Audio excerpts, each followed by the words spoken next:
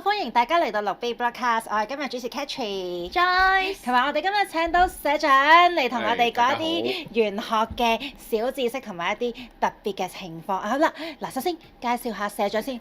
社長可唔可以同我哋咁多位觀眾去介紹下自己係乜嘢人呢？有冇邊個啊？黑色嗰個。黑色嗰個係啦，冇錯，係啦。大家好，大家好。咁啊，第一日上嚟做嘉賓啦，咁啊啲人就嗌我做社長啊，社長好似真係變咗個花名咁啊。咁其實係個職業嚟嘅。咁我之前咧就係做一個媒體嘅最高負責人啦，咁啊有一本財經雜誌啊，有個網台咁樣樣啦，即係類似嘅就係我哋乜乜日報嘅社長啊，以前啊新華社嘅社長咁解，咁啊就係一個咁嘅稱呼啫。你知香港人好得意嘅，嗌下咧，咁我姓劉嘅，咁啊劉社長就變咗我名啦，咁解嘅。係啊，咁我而家都係喺某一啲財經機構係有嗰個身份喺度嘅，係啦，咁但係我咧。就而家咧就發展緊我嘅興趣啦，就係一個茅山師傅啦，一個道士啦，同埋一個玄學家咁樣樣，係啦。咁啊，我啲客係邊度嚟嘅咧？咁即係話説當年我做呢個社長嘅時候，咁啊我係幫人上市嘅，即係幫人哋去籌集資金啊，即係啲金融佬啦、金融佬嘅嘢啦。咁啊啲客咧全部都係啲非富則貴嘅啲有錢人嘅。咁啊，但係有啲有錢佬咧。佢就唔信人嘅，佢咩情況之下會信任我呢？就係佢同我有好多合作啦，我哋揾到錢啦，我哋分過好多次錢啦，咁啊喺等分錢嘅過程裏邊呢，1年、2年、3年、第4年呢，終於即係會撩，感化咗佢啦，會撩下我，跟住佢就會問下我啲。我娶阿三奶旺唔旺我啊？我啲生意咁多啊，呢個係建築業務，一陣間有金融業務，喂，究竟我呢個業務俾阿三奶個仔好啊，定係俾阿4奶個女好咧？有錢人嘅煩惱係唔同啲嘅。係啦，咁我就係喺嗰度開始就即係專門招呼啲有錢人啦。咁但係其實我就由細到大都係好中意玄學嘅。係咁啊，叫做學以致用啦。細個有冇啲特別能力啊？覺得自己嘅你問得非常好啊！即係我曾經都分享過嘅，我個特別能力咧，可能其實自閉症嚟嘅啫。係啊，咁嗰時係點咧？就係細個嘅時候就比較蠢啲啊！我自己都唔知啊，即係有個印象就係我阿媽好擔心我啦，因為好耐都冇好即係2、3歲都未識講嘢，或者都未識行啊，爬咁樣壓下嗰種咧，好似啲低能仔咁樣樣啦。咁咧，但係咧，我嘅記憶所及咧，我就好焦慮嘅，因為我明明知道你哋個心係諗乜嘢嘅，但係佢表達唔到。係啦，但係點解你唔知我個心諗乜嘢咧？要我講嘢咧？即係我好似識心靈感應咁喎。好啦，最冤枉就係咩咧？點解我唔識行咧？我就疑惑咗好耐。咦，以前咧，我要去嗰個地方咧，我望住嗰個地方咧，我個人就會去嗰度。有人抱你啦。一係咧就係嗰個地方走埋嚟我度。即係譬如話，我突然間想去而家呢度係旺角啦，咁我想去修頓球場。咁一係我個人咧就伏一聲去修頓球場，一係咧個修頓球場走埋嚟我度。咁所以咧我就點解我而家唔得嘅咧？點解要行路咧？點解要爬咧？點解要講嘢咧？跟住我阿媽就問我阿仔點解你唔講嘢啊？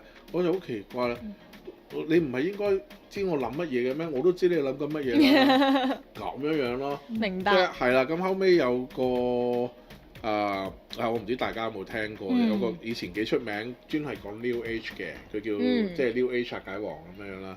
聽過，好似都聽過。咁佢又話我係呢啲係屬於外星人託世喎，即係嗰種心靈感應，即係突然間有個肉體唔慣啊，因為之前咧精神咁好似本身係有神通㗎嘛，係嘛？我知你哋諗乜嘢，我想去嗰個地方就會即刻去到，即係咁啦。呢啲叫做特別能力啦嚇。咁當然係冇一次成功過嘅，我最後都係地球唔成功。係啦，最後都識用手腳嘅，最後都終於識用口去同人溝通啦。咁習慣咗呢個世界咁樣咯。但係你突然間問我咧，我到而家都記得嗰個感覺嘅，即係點解會咁嘅？即係睇個小朋友望下，咦，點解會咁嘅？點解會咁樣要行嘅？你就係天選之子啦！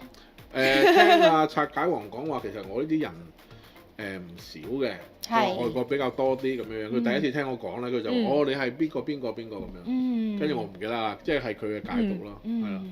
咁啊大咗就都係同玄學係脫唔開關係。脫唔開關係啦嚇，好多人都會問我呢樣啊嗰樣，我有好多嘢我都識。咁啊整下整下咧，就大概喺即係隨着個股市啊，你知我哋啲金融人嘅咧，個股市跌咗咧就冇嘢搞啊嘛，冇乜搞啊嘛，一係就上咗岸唔再出嚟啦，一係就移咗民啦。咁嗰陣時我就有啲學生就問我社長你算命點樣收費啊？你贈幾句啊，咁就開始咗第二個事業啦。係啦，咁但係嗰陣時我都仲未話完全係即係照顧到平民百姓啊！即係我之前離地揾我算命嗰啲全部都係有錢佬，係啦。咁啊即係得罪講句，如果窮啲嘅命咧，算唔出啊，算唔識睇係啦。咁我點樣解決呢個問題咧？我就即係去廟街，去嗌個師傅咧。就借個檔我玩，咁我問佢喂，你一個檔每一個月揾幾多錢？佢話2萬蚊咁樣，我俾夠3萬你4萬你，你俾個檔我玩一個月啦。咁嗰個月裏邊咧，我就哇咩命我都算過啦，做雞嘅又識算啦，黑社會又識算啦，係嘛？啱啱放完監出嚟嘅又識算啦，黑社會都有好多 grade 㗎嘛，有啲大佬，文科武科唔一樣嘅，有啲僆仔嚟嘅咁樣，咁我咩都識算啦咁樣。咁亦都頓咗個人生喎，原來有啲人咧，佢結婚嘅時候啊，佢又可以娶到老婆，或者嫁到老公，已經係人生嘅高峰啦。係啦，咁咧我就即係到此為止啦，就開咗個眼界啦。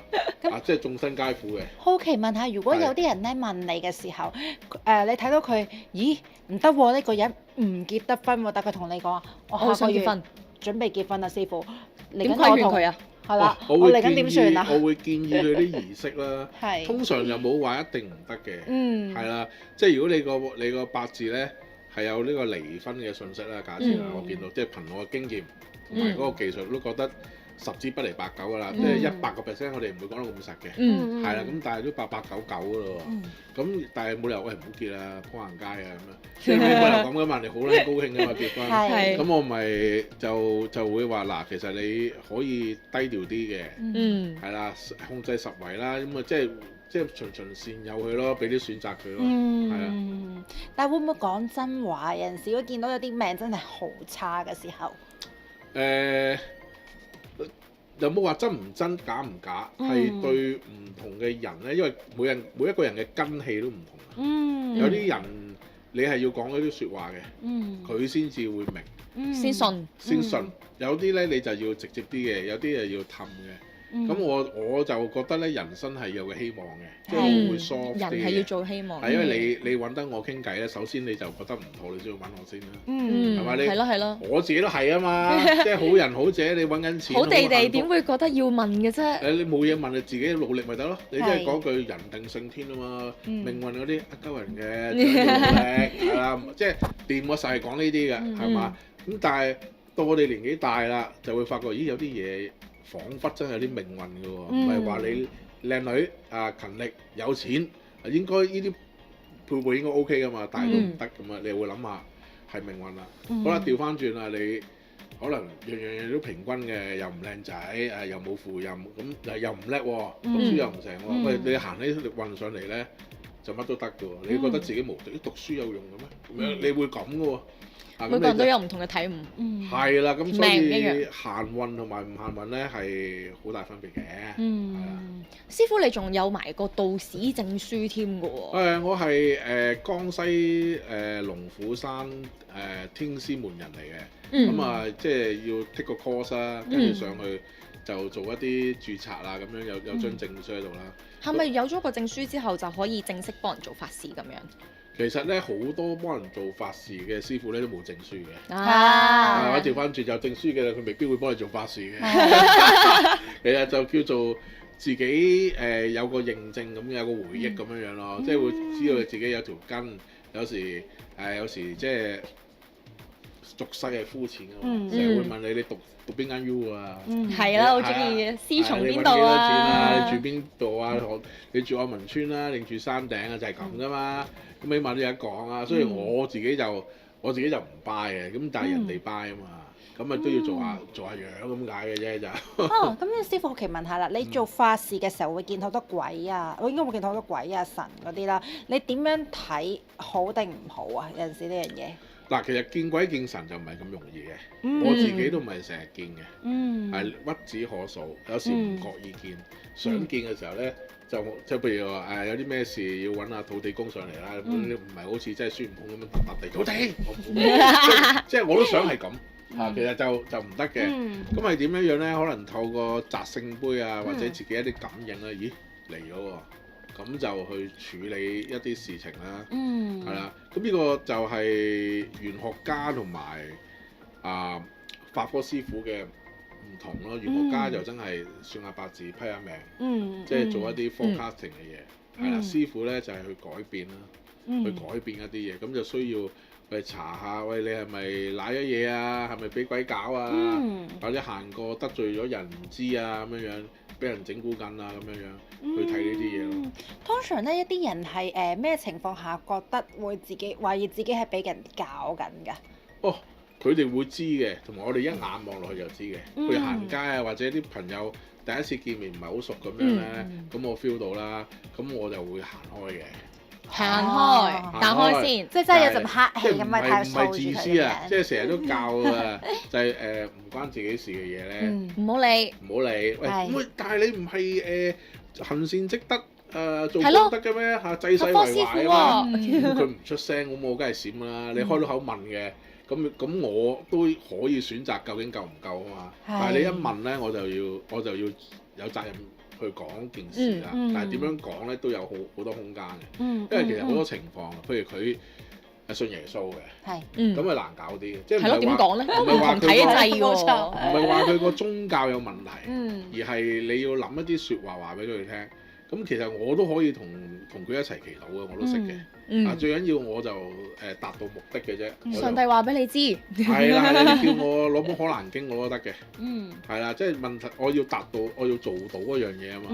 係啦，咁起碼我而家就知道，喂，就算我呢個茅山師傅啦，一個道士啦，我去教會係冇問題嘅，我可以同你唱聖詩嘅，並唔會好似你哋諗啊，哎呀，呢個邪靈附身㗎啦，呢個師傅，佢係拜鬼嘅，呢啲基督徒啊，除了耶和華以外，別無別的神啊嘛。冇錯。咁我呢啲一定係拜鬼㗎啦，係嘛？咁我去教會唱聖詩一定扭呢六色嘢出嚟啦，咁係冇事嘅。係啊，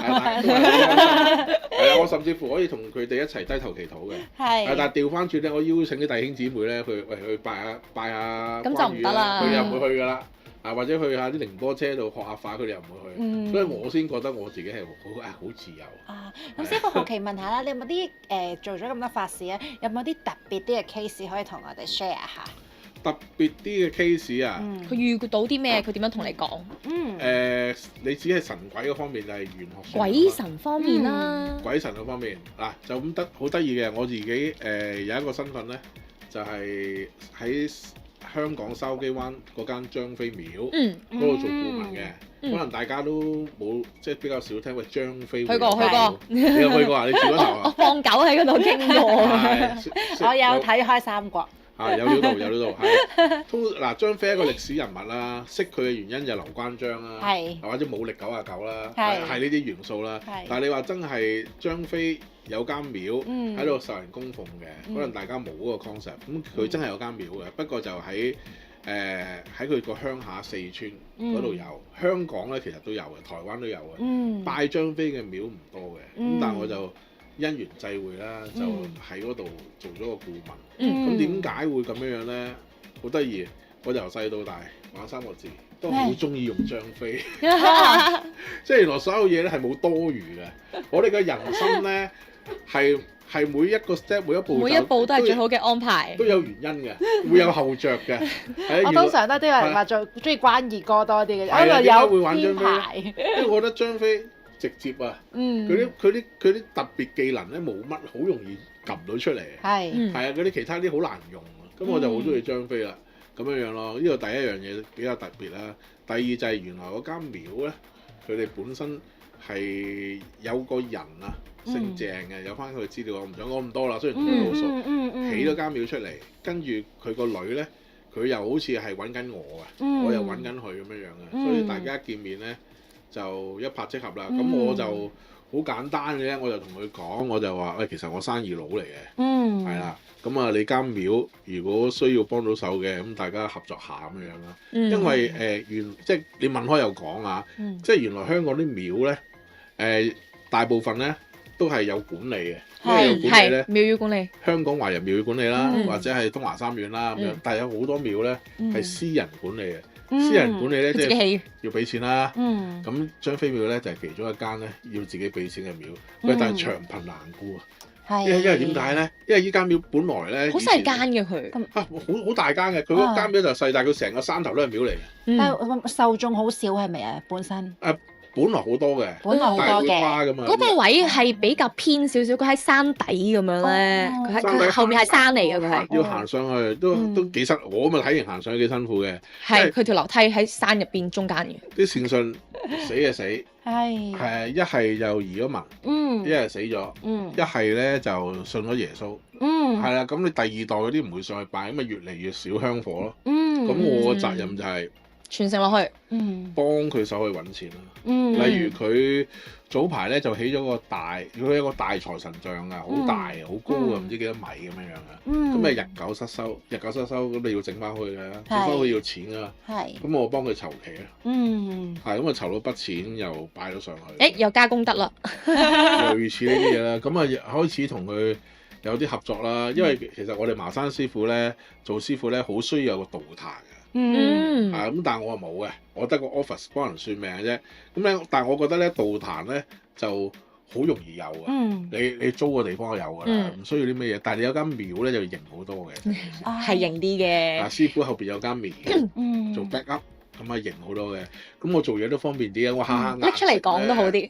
帶啲人上張飛廟揾下張飛爺爺幫拖啦，嗰度又有諸葛亮，又有劉備，鬼上身我都想見下劉備。嗱，如果你係做生意，你要過嚟啦。你係做生意嘅係值得拜嘅，係值得見啊！劉備，因為劉備係一個好出色嘅生意人。因為我係有個點解會想見咧？因為有個師傅同我講話，你要學人要似劉備。佢叫我話你要模仿對象，我話可以學邊個？劉備啊！以德報怨，所以我想見下佢，就係咁樣啦。劉備係中國有史以嚟第一隊嘅成功嘅合夥人咯，劉關張。我成日都係咁講噶啦，合夥即係佢哋係個收場好好噶嘛。咩個收場好咧？就係阿關二哥同埋張飛冇懟冧劉備啊嘛。係。現實上都有呢啲人啦。係啊，見好多啊。幾個 partner 一齊懟冧個大股東啦，趕走佢啦，好多冇吞兄食弟嘅嘢好多噶嘛。但係劉關張就話俾你聽，佢我覺得佢哋一定有鬧交㗎。可能打交都會嘅，咁打得啊！幾個都好大陣仗啦，應該得。但係起碼就冇懟冧啊劉備先咯，係嘛？以前阿李世民咧，即係我啲年紀大都講下歷史啊。李世民元武門之變咧，我知呢單嘢，攞住佢阿哥個頭，呢隻手攞住細佬個頭，就同佢老豆講：老豆，阿哥同埋細佬想懟我啊，不過冇辦法啦，咁樣擺低兩個頭喺度。仲唔係我嘅啲嘢？係啦，跟住你知佢嘅意思係咩咧？死晒啦，得返我一個。一不離二，二不離三，即係話你唔傳個皇位俾我咧，第三個頭就係你㗎啦，老豆。咁嘅意思，即係以前係咁噶，赤裸裸嘅，你要做 number one 啊嘛，你要攞個政權，攞盤生意翻嚟啊嘛，係滿手鮮血㗎。但係佢三個冇喎，咁啊標榜我有義氣咯，要有忠誠咯。依個精神啫，咁當然有啲人會聽，有啲人唔聽嘅。而家冇義氣嘅都好多，但係起碼佢哋有定咗個典範，做兄弟應該點啊？打江山打到翻嚟應該點分啊？即係定咗個規矩。嗱，你遵唔遵守一件事，就唔好話冇天理，有天理嘅，不過你唔守啫。咁解咯。師傅頭先我哋咪講係功德呢兩個字嘅，咁我想好奇問下啦，喺你哋師傅嘅角度，功德係咪可以帶落下一世或者係上世積翻嚟呢一樣嘢㗎？真係會。呢個問題係問得簡單，但係其實可以好深嘅。首先我就比較特別啲嘅，係啦，我話俾你聽咧，究竟有冇前世今生我都唔知。點解咧？因為我未死過。係啦，我話俾你聽前世啊、今生嗰啲係咩嚟啊、功德嗰啲咩嚟，我都係聽人講嘅啫。同埋我睇書，因為我真係未死過啊嘛。咁啊喂，師傅你教唔拜神㗎喎，你自己賭自己米。咁我就話俾你聽嗱，我甚至連有冇嗰個神有冇嗰個佛咧，我都唔肯定話俾你聽。只不過我係識一啲方法，咁樣去拜佢咧就會有錢啦。咁樣去拜佢咧就會醫到條命啦。咁樣去拜佢咧就會有老公有老婆啦。我係咁啫。我直情唔需要肯定佢係咪喺度，但我做啲嘢方法啱就得啦。即係咁解。好啦，功德呢樣嘢咧都係咁啦。我唔知有冇，但係如果有人問我佢醫關過唔過到啊？譬如冇錢啊，或者要醫病啊，咁都係循例咧都要起個八字嚟睇下，係啊，睇下咧佢福分喺邊度夠唔夠。如果唔夠福分咧，就可能要佢即係做啲法事啦，做啲法事可能都係敬拜下啲祖先啦，做啲善事再。咁佢個即係好似信用卡嗰個信貸資料庫咁啫，信貸資料庫咁啫嘛，係嘛？信貸評級，係啦，你有借有還喎，咁咪個評級咪高啦，咁咪我咪即刻同啲神佛講啦，喂，呢條友OK，我 mark 過，我 check 咗啦，係有正常收入，係有正常收入啦。有冇預期還款啦？係啊，佢唔係還邊批嘅喎，佢一筆過嘅喎 ，OK 嘅喎。嗱，可唔可以借翻一兩球去洗住先啦？即係用個福德去換咯。咁樣如果冇都冇辦法嘅喎。如果查唔到有冇善事做過，或者佢用晒，即係之前成日換啊嘛。如果佢係臨急臨忙走去做善事，咁樣會唔會影響個功德咧？我幫佢做咯。會唔會影響咗？即係佢係好急功近利咁樣，會唔會影響咧？冇㗎，要同佢約法三章㗎。即係佢係咩人，你咪同佢講咩嘢咯。佢係生意人嘅，係啊。咁咪你同佢講翻生意經，佢就明啦。佢姓黃嘅，我話黃老闆就係咁嘅。你而家咧就鋪落街啦。咁你揾我幫手啦。咁我發覺你啲花都花晒，你借唔到錢㗎啦。不過上天有無生之德，係啦。咁我幫你搞一場法事、兩場法事、三場法事，咁咧你有咗呢個功德啦，跟住就幫你去換翻啲嘢翻嚟得唔得？係啦，咁啊唔係好多錢嘅啫，你 OK 嘅，依度咁多，你話 OK 我就幫你做，咁大部分都係買下衣紙啊，買下食嘅啫，燒下。係啊，你可以出去比較下啲價錢嘅，同樣嘅嘢嘅，唔係呢樣嘢唔係我發明嘅。係有啲人都識做嘅，咁你覺得 OK 嘅，咁你覺得呢個肥仔師傅社長講嘢幾好笑喎，咁你覺得佢個朋友仔交咁咪試下，我都係咁講，因為呢個係生意佬嘅角度咧，咁佢好明嘅喎。好啦，你話佢普通師奶仔嘅，係啦，都係可能讀過下書咁，但係長期咧就唔使翻工喺屋企嘅咁樣，咁你要講一啲因果啊、報應啊，即係講啲美麗嘅前景俾佢聽啊，同埋我點樣幫佢啊，唔係話翻佢之前發生嗰啲咩事。即係我哋師傅嘅責任唔係講古佬，就一個故事講到尾，我哋係要幫你。唔同嘅 version。你除非你唔開口，譬如我見到你有鬼，咁我唔想惹事上身，我就運路走啦。但係你一下，喂阿東立停低咁樣，你要企喺度啦。懷疑我自己講撞鬼喎，你睇唔睇到啊？咁我就唔可以鳩噏噶啦，我就唔可以耍你噶啦，我就會話。明白。又唔係話鬼嘅，不過窄啲啦。去做呢個開場白咯，咁樣咯。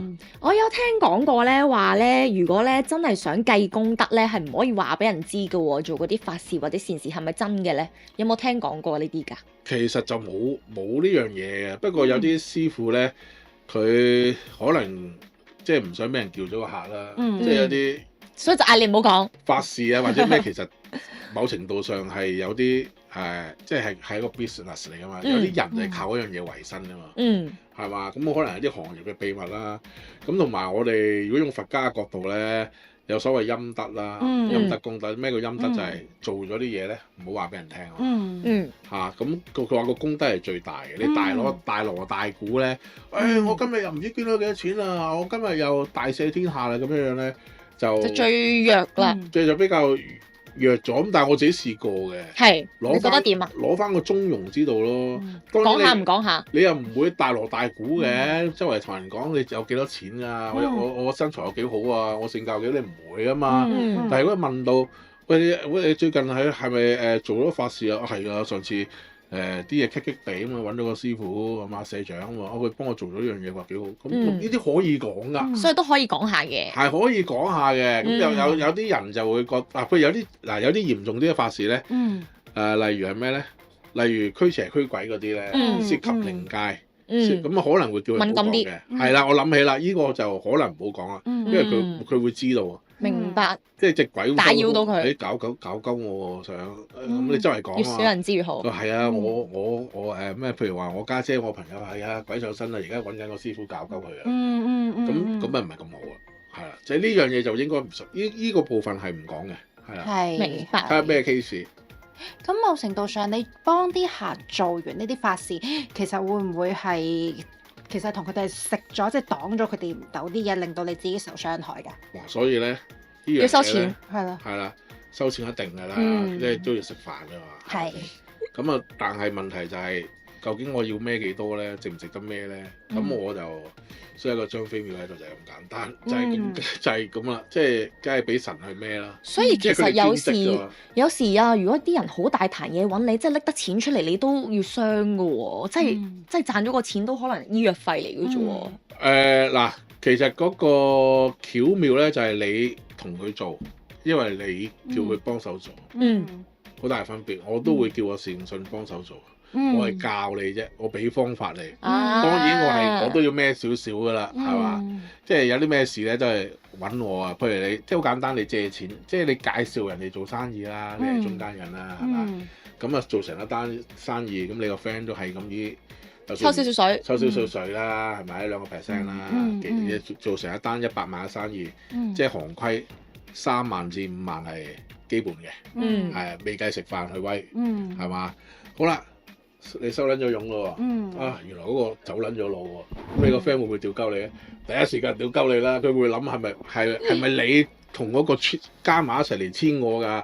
即係佢唔會，如果你係熟嘅話咧，佢唔好意思開口講呢句嘅，但係佢咧就會心入邊話屌你都會屌鳩你咯，唔係嘛？即係你唔好介紹啲咁嘅人我識啦，咁即係會咁㗎嘛，咁就係呢啲所謂咩就係呢樣嘢啫嘛，即係我收得呢個錢。係啦，我做價量就帶你去拜張飛，係啦，咁啊，跟住如果你個人咧又應承咗張飛啊，譬如即係咁講啊，以後唔打飛機，結果翻去打咗，咁啊張飛點算咧？係啦，張飛。你條友好誠信啊！呢個係咪先？你個事咁呢啲嘢要講清楚啊！真係唔好打啊！嗱，綁住你隻手啊！得㗎啦，師傅得㗎啦。斬手指。原來佢諗下就得㗎啦，結果嗱講笑，結果咧就即係呢啲咪所謂孭飛就係呢樣嘢啫嘛。所以兩邊咧都要講説話。我又話同張飛講，張飛爺爺嗱呢條友咧其實真係好撚慘。不過咧我哋做師傅一定要幫佢啦，你係神啦，係嘛？除非佢十惡不赦啫。你諗下佢咁多世有冇做過單嘢？有屌孭個阿婆過河。我話就呢單嘢可唔可以幫佢先？得嗱，但係有冇條件啊？以後叫佢唔好打飛機啊，唔好乜物啊咁啊嗱，我話嗱張飛咁幫啦，但係佢知道你成日打飛機喎，或者知道你做衰嘢喎，咁你改唔改先？屌好難改喎，冇得難唔難啊？而家你求佢啊，佢開個咁嘅條件啊，你咩反應啊？咁諗下先啦，我你得你諗好啦，跟住過幾日啦，真係頂唔順勢啫，我都係。即係唔打就唔打啦，類似嗱講咗係啦，咁咪做咯，即係要咁樣嗱，咁我嗰個咩嗰個因果係咪細咗啦？係啦，仲要同即係做生意嘅角度啊，嗱，如果嗰條友走咗唔關我事㗎，你唔使分俾我嘅，但係咧出咗啲咩事咧，我唔負責㗎，咁但係嗰條友真係老千嘅，咁你係咪冇事啊？你個 friend 係咪？OK 啊，咁你都要同佢講啦。嗱，我而家盡量幫你做，你大概係幾時會有效果？但係呢樣嘢唔係仙丹，你唔好俾小説、漫畫、電影同埋電視劇嘅情節，俾撚咗錢，跟住個師傅噴完火就一定掂。話冇呢啲咁嘅嘢嘅，OK，就等於你喺行人路上搭小巴，喺巴士站度，架車會炒上行人路嘅，試過嘅，係嘛？你做啱嘢喎，又冇衝紅燈。係咪喺行人路上應該唔會俾車撞啦？冇100%嗱，佢又要明呢樣嘢喎，所以我哋要講得好清楚。即係你做節目要係講到咁仔細啦，你哋問，但係正常唔會講得咁實嘅。冇合同簽，冇啲咁嘅客嘅，事實上又係啊，大家都明嘅。講完就信㗎啦。因為我唔係收你1000萬啊，大佬。係，我幫緊你啊。係啊，收你1000幾百或者1萬幾千，你話一定要發達，一定要癌症都即刻起翻身咁樣，咁我話我唔識做啦，你你要係啦，即係咁樣樣咯。好啦，咁今集咧就好多謝阿社長咧，同我哋分享咗咁多佢關於做呢個嘅法科道士嘅經歷俾我哋聽啦。嗱，下一集我哋會講少少有關呢啲和合性交轉運嘅嘢，大家唔好錯過我哋記得同埋 COS 我哋下集再見，好，拜拜。拜拜。